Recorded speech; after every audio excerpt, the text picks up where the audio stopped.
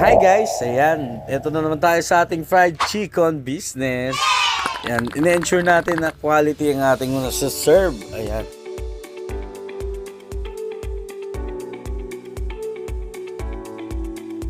Ina-ensure din natin na maging masaya ang mga kasama natin sa trabaho. Inuunti-unti rin natin maging stainless ang mga gamit natin sa ating pagluluto para naman maramdaman ng customer na quality at malinis ang ating mga ginagamit. Nang simula nga ay maliit na kawali lang at isang burner nga lang ang gamit natin. Pero nung natagalan, dalawa talyasi na ang gamit natin, guys. Sa business na to ay hands-on tayo, guys. At ina-ensure natin na lahat ng product quality ang masaserve. Kaya nga naman, sa buong operation ay makikita nyo ako na nandyan. Kaya always lead the operation, guys. Yan.